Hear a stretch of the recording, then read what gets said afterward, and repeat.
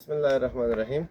اکثر خلک دا شکایت کوي چې زموږ غواګانې خاورې خوري یا اب نارمل شیزونه خوري، کپړې مپړې خوري یا داسې چې سم ورته میلاو شي په هغې چک لګوي. نو د دې ډېر شی وجوهات دي. اکثر خلک ماته کال وکړي د دې لپاره څه وکړو. نو مختصر ویډیو سازوم، مختصر پیغام. اولۍ خبره دا ده چې دا اب نارمل شیزونه خوراک دا د دې وجوهات ډېر زیات دي. مونږ په ویټنري پریکټس کې د دې چې کوم علاج کوو نو دوی ته مونږ وایي پایکا مطلب اب نارمل شیزونه خوراک. نو د دې لپاره مونږ دا طریقه کار کوو چې ټول ناول د دې غوا مونږ ډیورمینګ کوو. د چنجو د وجې نه په دې غوا کې یا په دې بیزه کې یا په دې بل اب نارمل څاروي کې په دې کې چې دی نو د مختلفو نمکیاتو منرلز او دغه شانتي مختلف وایټامنز انزایمز د هغې کمی راځي. ټول ناول مونږ ډیورمینګ د دې وکړو چې چنجي ترې لرې شي، دا غوا چې دنده لږ په طاقت کې راشي، لږ په امپرومنټ کې راشي. عموما چې کومه وچ څاروی چې په پریګننټ نه وي نو د هغې مونږ هر 3 میاشتې بعد 4 میاشتې بعد د هغې مونږ خامخا ډیورمینګ کوو. دویمه خبره ده د دویم علاج چې مونږ د دې کوو هغه مونږ د دې کوو په منرل سپلیمنټ سره. دې له مونږ منرلز ورکوو. زه تاسو ته نه وایم چې دا منرل ورکوي دا منرل ورکوي، مختلف قسم منرلز دي. مونږ ایډیمکس مارکیټ کوو، چې نور هم خلک مختلف مارکیټ کوي. مختلف قسمه منرلز مارکیټ کې ډېر شی ملاویږي، خو تاسو چې کوم منرل غوا له ورکوئ نو دې یو خاص طریقه کار دی. منرل چې تاسو کله غوا له ورکوئ نو اکثر غواګانې منرل نه خوري.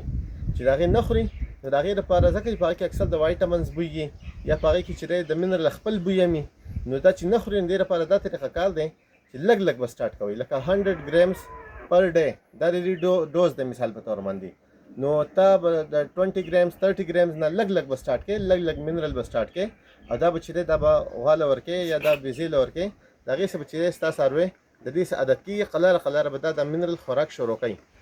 که مثال په طور منرل بیخي نه خوري نو تاسو بیا څه کوئ، بیا لږ اوړه خلک راواخلي، عام زموږ د کورني اوړه هغه راواخلي، هغه په منرل کې میلاو کړي، د هغې سره منرل هغه سمیل هغه کم شي او دا په اخبار کې رنغاړي یا ورکوي یا په دغه شانتي چې دی په باړه ماړه کې بیا اچوي نو د هغې څه بیا بوی موي، دا خبره ورڅخه ختمېږي.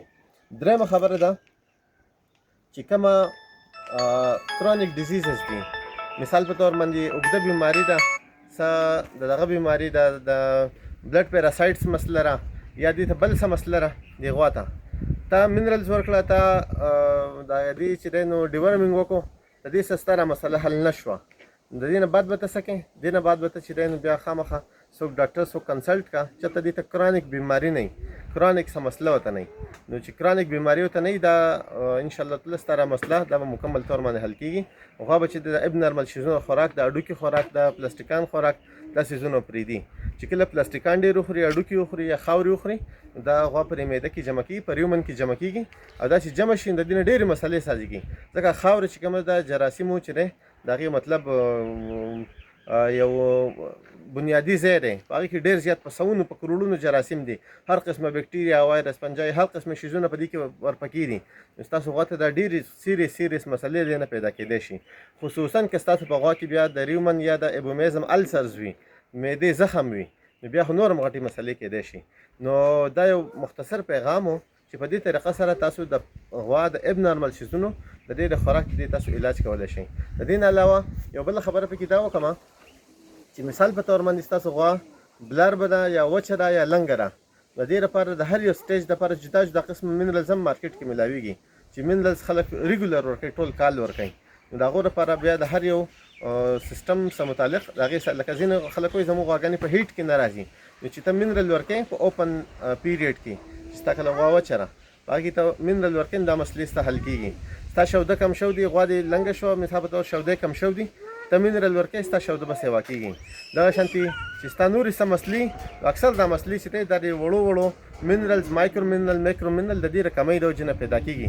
موږ ته غټه مسله بیا ښکاري لکه کیلشیم چې کم شي نو غوا بیخي سټ غځولی خلک اکثر په غلطۍ کې خلک الالم کې ذبح هم کېږي. دا د دې مایکرو منرل میکرو منرلز د کمۍ د وجې نه کېږي.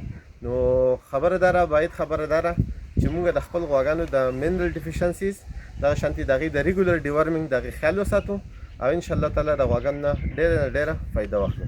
السلام علیکم.